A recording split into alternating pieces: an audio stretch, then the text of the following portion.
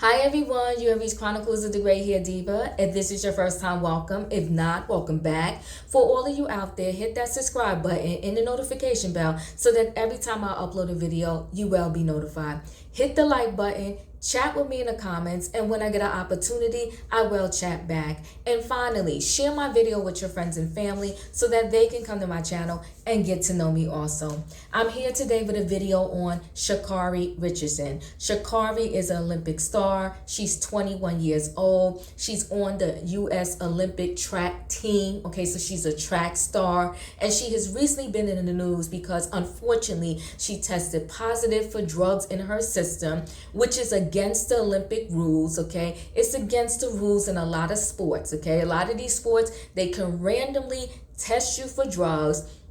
And if you get tested positive, they have the right to suspend you or ban you from the sport altogether. It depends on how many times you are caught in that particular situation, okay? And the reason why I know definitely in track, for swimmers in these Olympic teams, they say there are some performance enhancing drugs that some of them can take to allegedly make them run faster or swim faster, so forth and so on. So on that note, no matter what the drug is, they're against it. And if you randomly test positive for it, you can face suspension. And that's what happened to her.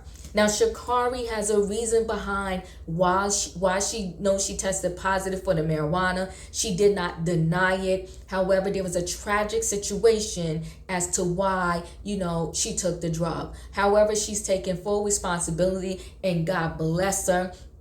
This young lady, she was on the Today Show, and she says, listen, I take full responsibility for my actions, but please don't judge me. I'm only human. And I agree. She's human. She's a young lady. And not only that, she's been through a lot in her young life.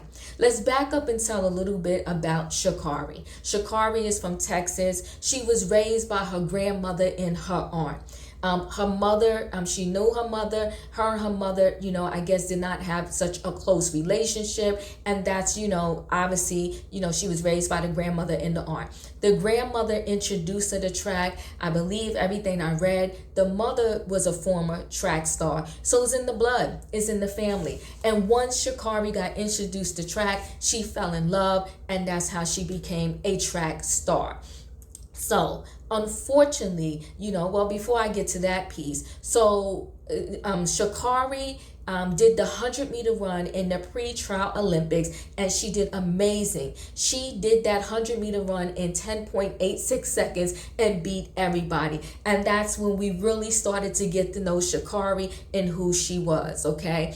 And once she got suspended, though, once she got tested positive for drugs, unfortunately, they wiped that off the record. So, for future records, that will not be on there because they're not counting it because she got suspended. But Sha'Carri brought some, flavor, I guess I could say, to the U.S. Olympic tracks. A lot of people were comparing her to FloJo from back in the days because Sha'Carri has these long nails. She comes to the track with colorful hair. One day she came with her blue hair. The next day she came with her orange hair. And she has these super long lashes, very flamboyant, that she, shows up with when she comes to run, okay? But she did say in one of her interviews that FloJo is definitely one of her inspirations. So now back to the current thing at hand. She tested positive for this marijuana, but let's see how she went down this particular path. So she goes to a press conference, okay? So after all of these Olympic trials and these games, all of them they have no choice. We heard that, from the tennis player that quit, she quit the tennis thing because she said, the press is too much. It's causing me depression. And now we can add that to this particular situation, and you can see why. And I think they need to do something about these press conferences that these athletes are forced to do. So she goes to this press conference. She's saying, I thought it was just a regular press conference that was probably going to ask me about, how I ran, what do I do, so forth and so on. She gets there, and one of the reporters says to her, pretty much, I'm going to paraphrase, your mother is no longer here. Did you know that your biological mother is no longer here?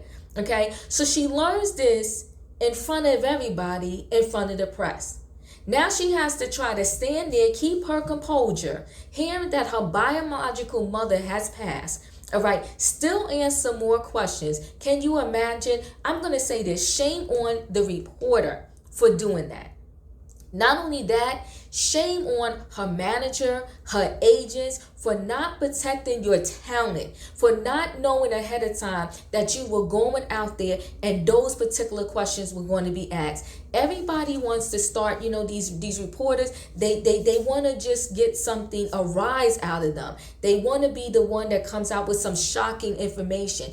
But have some compassion to tell someone in a press conference or to ask that question. You could have sent word to her manager, to her agent, to someone to say, you know what, this question is going to be asked in the press conference. Does she know that her mother passed? But not to shock her in a press conference after a trial of her running in the Olympics for her to hear this, okay? So she hears this information. It's shocking to her. And no matter what, it doesn't matter if your biological parents raised you or not. There's some instincts, there's something built in you that you're always, I don't care what your parents did or didn't do, you're always going to have something in you to have that compassion and that feeling for the people that brought you into this world. So she hears this horrific news for the first time at a press conference. So now she has to stay face and stand there and try to hold herself together during this process, okay, this conference. And then when she leaves, she said the way she dealt with it was by smoking the marijuana. She said, was I right? Absolutely not. Did I know the rules? 100%. But at that particular moment, I did not know how to cope with the situation. So she went to that particular choice as a coping mechanism. No one should judge her. I'm not saying that that is right. I just happen to be one of those that I don't drink, I don't smoke, but I also don't judge. Okay? So if that is your coping mechanism, I think you do need better mechanisms in order to cope. But at the same time, I'm not here to judge her because she didn't know what else to do. And she got this shocking information in front of the world at a conference. And she then probably had to go home and deal with this alone. And even if you have a partner or a boyfriend or a girlfriend or whatever to help you try to deal with it, at the end of the day, you still feel some type of loneliness no matter how many people are there. And this is what you got to deal with. It's sad, it's shocking, and it's not right. I blame her managers. I blame her agents. Because when you have someone that perhaps didn't come from, a certain situation when it comes to wealth, when you have a young person also that maybe one day they was just Cheryl from the block or whoever from the block. And then all of a sudden, overnight, everyone knows their name. Everyone knows who they are. You have to give this person the right tools in order to be able to deal with this. You should also prep your talent before they go into a conference. But you should also know ahead of time what these people are going to ask your client and your talent before they walk into a press conference. That's what we're paying you for. You're getting what, 10, 15, 20% of everything she earns, and you're not protecting her? Now, granted, she smoked this herself. But again, this is your client. So maybe you didn't know how to stop it at this press conference. But after the press conference, when she heard this information, what support did you give your talent to help them cope with the information that they just heard, knowing that they still have to be a part of this team, still have to do their job, still have to run this track? What did you do for them? So in light of this particular situation with the press going wild, and adding to the fact that our young tennis star who said, I gotta quit because the press makes conferences gets me depressed, okay? Because they just don't care what comes out their mouth. when they're at these particular conferences. And maybe the people who force them, force these athletes to do these conferences after, maybe they need to control the reporters and say, listen, stick to the subject at hand. Only ask them these particular questions, and then we're moving on. And if you don't ask only these questions and maybe some other questions within limits, then we're not going to let you in the room anymore for these conferences. You're going to miss out. They got to protect the athletes. They're humans too. Yes, they're here for us. Yes, she's on the U.S. team, but we don't own the athlete, and they're still human with a heart, and they still have to go home and they bleed and they cry just like the rest of us. To ask a young lady at a press conference if they know if their biological parent passed or not is just wrong. Anyway, I feel for Sha'Carri Richardson. She's young. 21 is still young. You're still learning. You're still finding your way. You're still trying to see who you really are. But I wish you all the best. She brings a lot of flavor to this track team. Yes, she reminds me of FloJo with just expressing her true self with the different color hair and the long nails.